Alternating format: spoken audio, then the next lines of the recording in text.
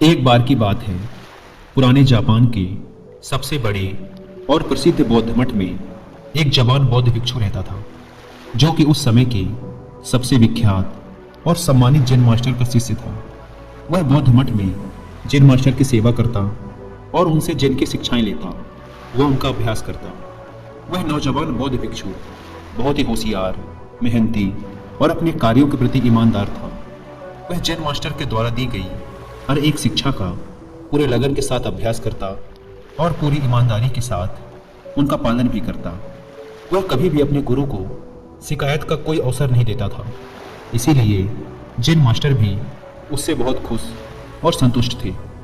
एक दिन जैन मास्टर ने अपने उस शिष्य को एक बहुत ही महत्वपूर्ण काम देने का निर्णय किया।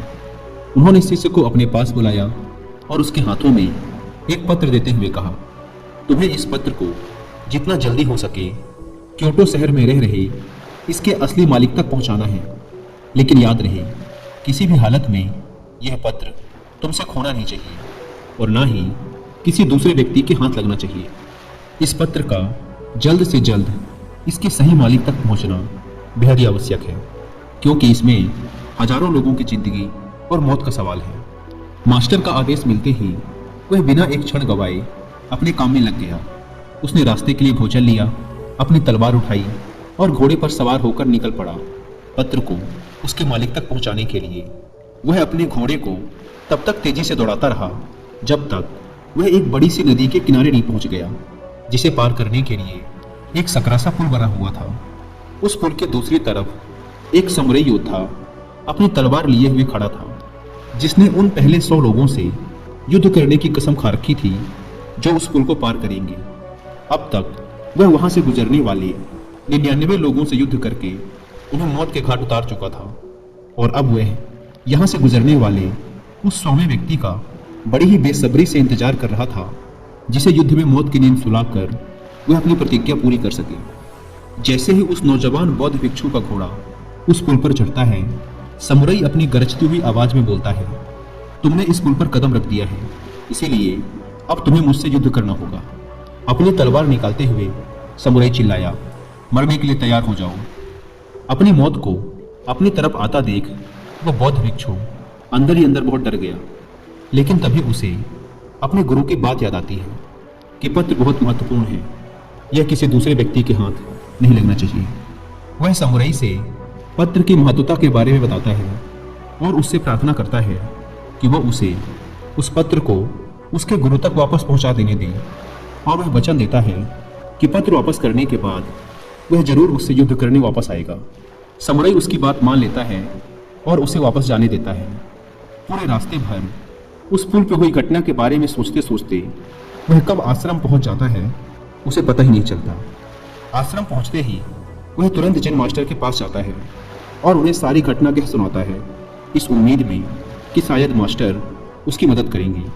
लेकिन पूरी बात सुनने के बाद मास्टर सिर्फ इतना ही कहते हैं, मेरे पास ऐसा कोई तरीका नहीं है जिससे तुम एक समुराई योद्धा को तलवारबाजी में हरा सको, इसीलिए तुम्हारी मौत तो निश्चित है। लेकिन हाँ, मैं तुम्हें मृत्यु का सामना करने का सबसे अच्छा तरीका जरूर बता सकता हूँ। जब तुम उस पुल पर पहुंचो तो अपनी तलवार को अपने सर के ऊपर उठाना और अपनी आंख बंद कर लेना और पूरी शांति के साथ खड़े होकर इंतजार करना। जब तुम्हें महसूस हो कि कुछ ठंडी चीज तुम्हारी खोपड़ी को छू रही है, तो यही तुम्हारी मृत्यु होगी। इसके बाद वह नौजवान बौद्ध भिक्षु दोबारा अपने सफर पर निकल पड़ता है। इस बार वह अपनी मौत का सामना करने के लिए पूरी तरह से तैयार था। इस बार ना तो उसके अंदर कोई घबराहट थी और ना ही किसी प्रकार का डर। जब वह उस पुल पर पहुंचता है जहां समुराई उसका इंतजार कर रहा था, तो वह ठीक वैसा ही करता है जैसा मास्टर ने उससे कहा था।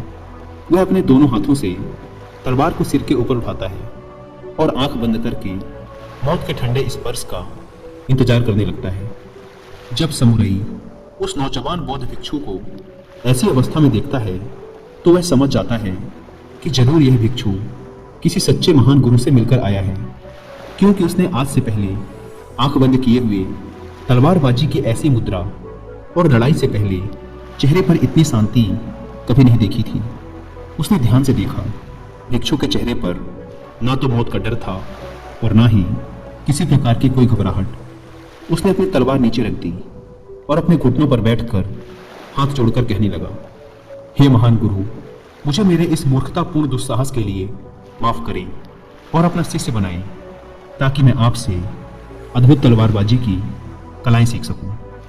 दोस्तों, वो बौद्ध भिक्षु हम हैं और वो समुराई हमारे जीवन की सबसे विकट समस्याएं। कई बार हम ऐसी स्थिति में फंस जाते हैं जहां से बाहर निकलने का हमें कोई रास्ता नजर नहीं आता। तब ऐसी परिस्थिति में हमें खुद को शांत, पूरी तरह से शांत रखने की जरूरत होती है। सोचिए, अगर उस जवान भिक्षु ने समुराई के सामने अपने प्राणों की भीख मांगी होती या उसके सामने रोया गिड़ाया होता, तो बहुत बड़ी संभावना थी कि समुराई उस पर हंसता और अगले कुछ ही पलों में उसे टुकड़ों में काट देता। या फिर अगर उस भिक्षु ने डर कर, घबराहट और जल्दबाजी में समुराई पर हमला कर दिया होता, तब भी उसका यही परिणाम होता। लेकिन उस नौजवान शिष्य ने इतनी शांति और स्थिरता के साथ उस समुराई का सामना किया और इतने उच्च कोटि के जिन का परिचय दिया कि उस समय वो उस समुराई से भी बेहतर हो गया और परिणाम स्वरूप समुराई उसके सामने झुक गया, क्योंकि एक समुराई होने की वजह से उसने तुरंत यह महसूस कर लिया कि उसका सामना उससे भी अधिक जिन का अभ्यास करने वाले व्यक्ति से हो गया है। तो चाहे परिस्थितियां कितनी भी खराब क्यों न हो, कितना भी मुश्किल लगे उनका सामना करना, इस नौजवान भिक्षु की कहानी को याद रखना। और जब भी कोई मुसीबत रूपी समुराई आपके सामने आए, तो अपनी आंखें बंद करो और शांत हो जाओ, पूरी तरह से शांत। और वो समुराई आपके सामने भी जरूर झुकेगा।